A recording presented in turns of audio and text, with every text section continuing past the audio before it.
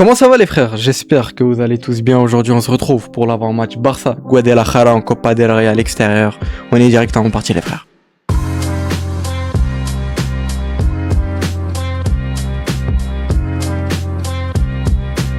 Et oui, premier match de Copa del Rey face à cette équipe de Guadalajara. Je sais toujours pas est-ce que ça se dit exactement comme ça ou est-ce que ça se dit Guadalajara. Enfin bref, je vais rester sur Guadalajara, je pense que c'est le mieux. En tout cas, voilà, on va affronter cette équipe de Guadalajara pour ce premier tour de Copa del Rey. On sait qu'on est habitué à affronter à chaque fois dès le premier tour des équipes de Détroit, etc. C'est comme l'année passée où on avait affronté Barbastro qui évolue à peu près dans le même championnat, même si Guadalajara, je me suis un peu renseigné, ils évoluent en Détroit espagnol. À titre de comparaison avec le Barça B, le Barça Athletic, eux actuellement ils jouent la Segunda Federación, ce qui est la 4e division espagnole. Segunda Federación qui est un championnat qui est plus bas que la Primera Federación, ce qui est logique. Donc voilà, cette équipe de Guadalajara qui eux évolue dans un championnat plus haut. Donc voilà, comme ça au moins vous avez une petite comparaison. En tout cas, on sait que ce match-là, j'ai envie de dire que ça a été un match assez facile, bien évidemment, sans être arrogant ou quoi. On sait très bien que voilà, c'est une petite équipe de Guadalajara. Eux qui étaient vraiment très contents d'avoir tiré le Barça. Je sais pas si certains avaient vu les images des joueurs, etc. Ils étaient même très contents et célébraient ça carrément. Après, je sais bien que pour des petits clubs comme ça, bien évidemment avec tout le respect quand je dis petit club, ça fait toujours plaisir d'affronter des grosses équipes comme le Barça, etc. Surtout pour leurs supporters, etc. Même les joueurs de Guadalajara qui ça va peut-être permettre de prendre des photos, je sais pas. En tout cas, ça va leur faire plaisir de jouer face au Barça, ça c'est sûr. Comme j'ai dit, un match qui sur le papier est assez simple, ça va permettre de faire pas mal de rotations. On part favori, j'ai même envie de dire plus que favori, bien évidemment sans être arrogant comme je l'ai dit, mais c'est assez logique. Eux de leur côté, Guadalajara, sur leurs 5 derniers matchs, c'est 2 victoires, 2 défaites et un match nul. Récemment, ils ont perdu face au Real Madrid, la Castilla 3-1. Ils ont gagné leurs 2 matchs face à l'équipe d'Osasuna B et face à Cueta FC. Pour les noms d'équipe, vous m'excuserez si j'écorche un peu. Et comme je vous l'ai dit, ils ont fait un match nul face à l'équipe de Pontevedra. Je sais pas si ça se dit exactement comme ça. Et ils ont perdu leur match face à l'Athletic Bilbao B. Au niveau du classement pour cette équipe de Guadalajara, dans cette D3, comme je vous l'ai dit, ça équivaut à une D3, c'est même une D3. Voilà, ça s'appelle Primera Federación, comme je vous l'ai dit. Ils sont actuellement 17e au classement avec 17 points. Donc ils sont actuellement relégables. Ils sont dans le mal, on va pas se le cacher. Ils sortent d'une défaite. Même si avant ça, ils avaient enchaîné 2 victoires, 1-0, des petites victoires, mais des victoires quand même. On verra bien comment ça va se passer avec cette équipe de Guadalajara. Comme je vous l'ai dit, on part très largement favori face à cette équipe de Guadalajara. Ça va permettre de faire pas mal de rotations, de donner des minutes de jeu à des joueurs qui ont pas énormément de temps de jeu. Par exemple, un Rooney Bardi, un Dro, un Geoffrey Torrens, etc. Même un Casado qui, même s'il rentre face à Osasuna en fin de match, mais ça fait depuis un moment qu'il a pas vraiment eu une mi-temps entière ou quoi, où il a joué, ça fait depuis un moment. Frenkie de Jong aussi, ça fait depuis un moment qu'il est plus titulaire, mais j'en ai déjà parlé dans le débrief face à Osasuna, etc. C'est juste assez logique au vu du niveau d'Eric Garcia, comme je vous l'ai dit, c'est la méritocratie tout simplement. Ça va aussi permettre à certains joueurs de se reposer, des Pedri, Lamine, Rafinha évidemment, notamment des Eric Garcia, etc. Des Koubarsi, on va en parler de façon après dans la compo. Par rapport à la conférence de presse, Flick a parlé d'énormément de choses, on va en parler. Déjà pour commencer, par rapport à ce match face à Guadalajara, il a dit que c'était très important de gagner le match, qu'il voulait remporter cette Copa del Rey, que le club vise à remporter des titres, etc. Et c'est normal pour un grand club. Il a notamment dit aussi que la Copa del Rey c'est très long, c'est un chemin qui est très long, que même si demain il y a la victoire, c'est une compétition qui est très longue, etc. Il y a pas mal de matchs qui jouent dans cette Copa del Rey. Il a aussi dit que peu importe l'équipe qu'on a en face, que ce soit Guadalajara ou quoi que ce soit, faut que l'équipe joue comme en Liga, qu'on joue notre jeu, qu'on commence très bien le match parce que c'est très important de bien commencer le match, il l'a dit. Il a dit que les joueurs sont très motivés, etc., que c'est très essentiel pour gagner le match. Ça lui a aussi posé pas mal de questions par rapport à la compo qu'on aura face à Guadalajara. Tout d'abord, ça lui a parlé de ce poste de gardien qui ça lui en parle à toutes les conférences de presse. J'ai l'impression que depuis que Ter Stegen est de retour sur le banc, ça fait 2 matchs là, qu'il est sur le banc, qui peut jouer Ter Stegen, même si on sait tous que Juan Garcia est le numéro 1, il s'en cache pas, Flick le dit très clairement en conférence de presse. Même Ter Stegen le sait très bien. Même si à chaque fois que la caméra est tournée sur Ter Stegen, on a l'impression qu'il est blasé un peu d'être sur le banc, mais c'est logique. Par rapport à ce poste de gardien là, Flick a été très clair, il a dit que Juan Garcia demain sera au repos. Par rapport au 11 qu'on aura demain, il a dit que pour l'instant il l'a pas défini, qu'il prendra la décision demain et qu'il en parlera avec les joueurs titulaires, etc. Je pense que bien évidemment il a une idée, etc. Mais c'est juste pour dévoiler ça à la presse, etc. Ce qui est totalement logique. Il a aussi dit qu'on a 3 très bons gardiens dans l'effectif. Il a dit aussi que Juan Garcia est le numéro 1 comme je vous l'ai expliqué. Il a dit que Ter Stegen reste très important sportivement et dans le vestiaire parce qu'on sait qu'il joue pas depuis son retour et les médias essayent d'un peu alimenter ça, entre guillemets, de créer une petite tension entre Ter Stegen, etc.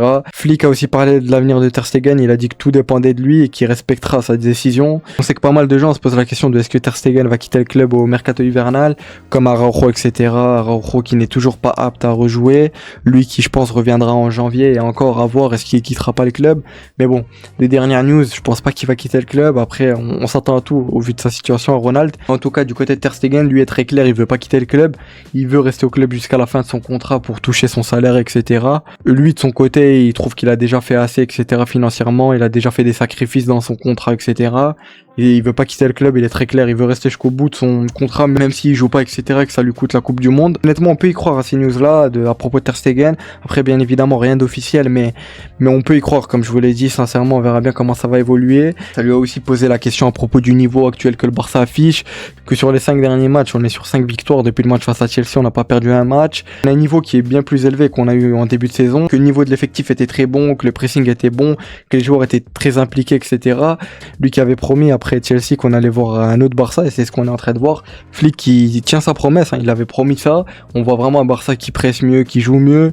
Après, bien évidemment, on est loin du niveau parfait, il y a encore des choses à améliorer et régler, comme il l'a très bien dit. Il a dit que l'équipe, lui et le staff cherchent constamment à s'améliorer, à progresser, et que l'équipe est loin d'être encore à son maximum, lui-même le dit. Ensuite, ça lui a posé des petites questions à propos de l'arbitrage, un peu pour créer aussi peut-être des tensions, parce qu'on sait très bien que en ce moment, il y a l'affaire Negreira qui ressort. Florentino Pérez, lui aussi, de ce que j'ai vu à l'heure actuelle, là, il a encore parlé de cette affaire Negreira. Lui qui en parle depuis quelques semaines, là, depuis que le Barça va bien, il fait qu'en parler, de faire des déclarations, enfin bref. Il a dit que les arbitres sont essentiels pour notre sport, qui sont déjà soumis à pas mal de pression, qui peuvent se tromper comme tout le monde, c'est des humains. En tout cas, en général, il a refusé de polémiquer un peu sur l'arbitrage, de parler du sujet, ce qui est totalement évident. Nous, ça ne nous concerne pas pour l'instant. C'est plutôt du côté de, comme je vous ai dit, cette affaire Negreira qui ressort. On sait que Laporta était passé au tribunal. Il y avait aussi Luis Enrique et Valverde qui sont passés, ce que j'ai compris pour témoigner. Cette affaire Negreira qui refait surface, bizarrement, quand le Barça va bien, encore une fois, quand les leaders de Liga et que ça va très bien de leur côté. Peut-être que je vais faire une vidéo sur cette affaire Negreira pendant la trêve là, pour un peu clarifier les choses, même si pour être totalement honnête avec vous, je sais pas comment ça évolue cette affaire Negreira. Des dernières news, comme je vous ai dit, Laporta s'est rendu au tribunal, etc. Il a témoigné. Des anciens coachs, Luis Enrique et Valverde, ont aussi témoigné.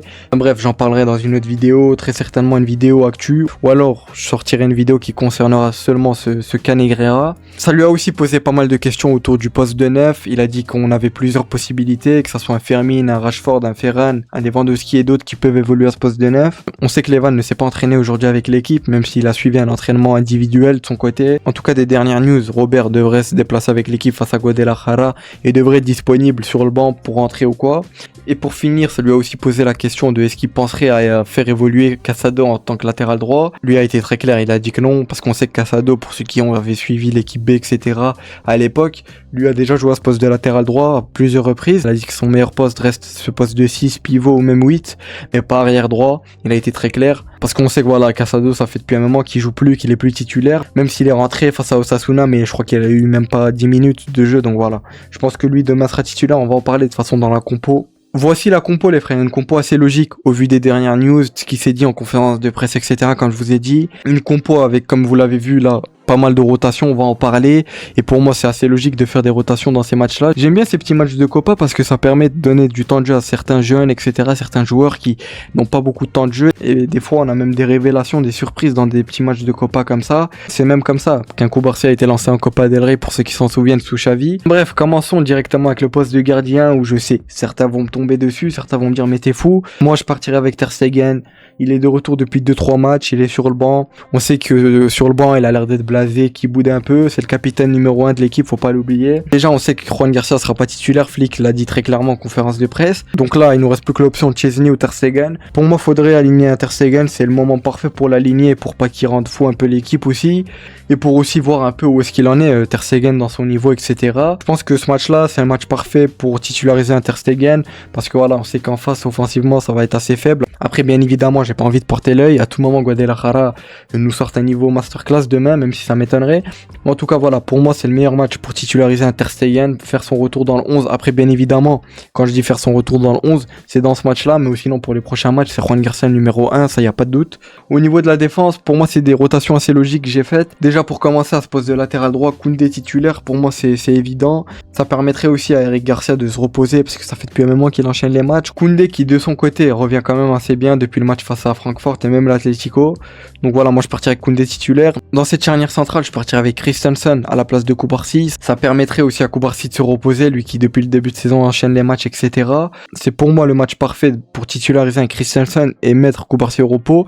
Christensen qui pour moi doit avoir plus de minutes de jeu, etc. Lui qui à chaque fois qu'il rentre, il fait vraiment de très bonnes entrées. Et à côté de lui, bien évidemment, le grand Gérard Maldini, comme ça aime l'appeler. Gérard Martin qui nous sort masterclass après masterclass depuis qu'il évolue à ce poste de défenseur central. Pour moi, il est vraiment intouchable dans cette charnière centrale, Gérard Martin. Dans le sens déjà qu'il est gaucher, avec sa patte gauche, il nous facilite énormément la relance, etc. Et même défensivement, etc. Il est là, il nous sort avec des masterclass.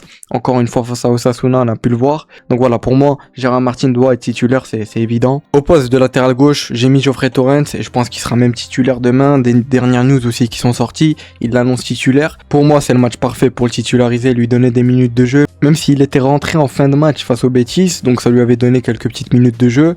Et ça permettrait aussi à Baldé de se reposer, lui qui enchaîne les matchs depuis que surtout Gérard Martin est passé dans cette charnière centrale. Dans ce milieu-là, je pense qu'il y aura pas mal de rotations et il faut qu'il y ait ces rotations-là honnêtement. Déjà, dans le double pivot Casado, Frenkie, un retour de Frenkie dans le 11 de titulaire. Casado pareil, pour moi il doit être titulaire, ça va lui donner des minutes de jeu, etc. Après bien évidemment, on n'oublie pas qu'on a un Marc Bernal qui peut rentrer, on a même un Thomas Marquez, il me semble que lui va être convoqué. Lui qui joue avec le Barça B, lui qui s'entraîne depuis un moment avec l'équipe première et même convoqué au match. Ça m'étonnerait pas de voir une entrée de Thomas Marquez. Et j'ai envie de voir ce Thomas Marquez qui lui est un très bon milieu. Qui lui, je pense que vous avez déjà entendu énormément parler de lui. C'est un très bon milieu, etc. J'espère qu'il aura des minutes de jeu comme un Marc Bernal aussi. Ça permettrait aussi à Pedri et Eric Garcia de se reposer. Eux qui vont commencer sur le banc, pour moi, c'est sûr, à 100%. Et ils ont besoin de repos. De toute façon, eux qui enchaînent énormément. Ensuite, à ce poste de numéro 10, je partirai avec Andro. C'est pour moi le match parfait pour le titulariser, lui donner des minutes de jeu. Il avait eu des minutes de jeu face à l'Atlético. Face au Betis, je crois qu'il est rentré, si je dis pas de bêtises, ou alors je me trompe.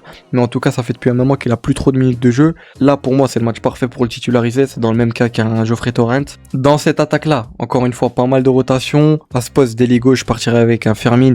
Fermin qui a déjà joué à ce poste d'ailier gauche. Lui qui a un ailier qui rentre beaucoup plus dans l'axe. Il colle pas énormément la ligne, même si des fois il colle un peu la ligne. Mais on l'a déjà vu évoluer à ce poste-là. Il joue pas mal à ce poste d'ailier gauche. Surtout qu'on n'a pas trop d'options à ce poste d'ailier gauche. Rafinha, pour moi, faut qu'il soit au repos. On a Rashford, mais moi, je l'ai mis en 9 et pour moi, il va être titulaire à ce poste de 9. Ça va permettre aussi à un Ferran de se reposer. Après, ça m'étonnerait sincèrement pas de voir un Ferran débuter titulaire et un Rashford ici. Et pour moi, en tout cas, je partirai avec un Fermin à ce poste d'ailier gauche. Ça va lui permettre aussi d'avoir des minutes de jeu. Lui qui, depuis qu'il revient de blessure, c'est assez compliqué son niveau, on va pas se le cacher. À ce poste de 9, pour moi, ça va être Rashford, sachant que Lewandowski, il a encore des douleurs au dos, etc. Il est très incertain pour demain, même s'il devrait voyager avec l'équipe. Pour moi, demain, Ferran va être mis au repos, sincèrement. Et après, bien évidemment, ça m'étonnerait pas qu'il rentre en deuxième mi-temps. Je pense qu'on aura très certainement une entrée de sa part. Ensuite, à ce poste d'ailier droit, bien évidemment, Rooney Bargi, ça va permettre déjà à Lamine de se reposer. On sait qu'il a toujours ce problème de pubalgie, etc. C'est le match parfait, vraiment, pour titulariser un Rooney et mettre au repos un Lamine Yamal. Rooney qui, je trouve vraiment dommage qu'il ait pas beaucoup plus de temps de jeu, surtout après son gros match face au Betis. Il avait vraiment fait un gros match. Il marque, il fait une passe D, même dans l'impact qu'il avait, c'était incroyable. Enfin bref, on connaît tous les qualités de Rooney, j'en parle depuis qu'il est arrivé, que c'est un joueur avec énormément de talent, c'est un très bon joueur. Malheureusement, il est dans un poste où t'as un Lamine Yamal devant toi. Même pour lui, je pense qu'il en est conscient que voilà, t'as un Lamine Yamal, tu peux pas rivaliser avec lui. C'est l'un des meilleurs joueurs du monde, voilà, c'est Lamine Yamal. Et après, à chaque fois qu'il a eu des minutes de jeu et qu'il a été titulaire, Rooney, il a vraiment apporté énormément de choses et il a montré sa qualité. En tout cas, voilà, pour moi, demain, faut qu'il soit titulaire et il va même être titulaire, je pense. On aura un Lamine au repos, Pedri, Eric aussi, Koubarsi notamment au repos, un Rafinha, un Ferran comme j'en ai parlé. En tout cas voilà les frères, moi je verrai cette compo demain face à Guadalajara en Copa del Rey. Je sais que certains vont peut-être pas être d'accord avec moi, surtout à ce poste de gardien. Certains mettraient un Chesney. Moi comme j'ai dit, pour moi c'est le match parfait de retitulariser un Ter Stegen, histoire qu'il ait des minutes de jeu, etc. Mais en tout cas voilà, on verra bien ce que Flick va décider d'aligner demain. Et puis voilà les frères, ça aurait été tout pour cet avant-match. N'hésitez pas à me donner votre avis, à me dire ce que vous en avez pensé. On se retrouve pour le débrief qui sortira très probablement après le match ou mercredi au maximum. C'était Azro, portez-vous bien, prenez soin de vous, passez une excellente semaine. Ciao les frères.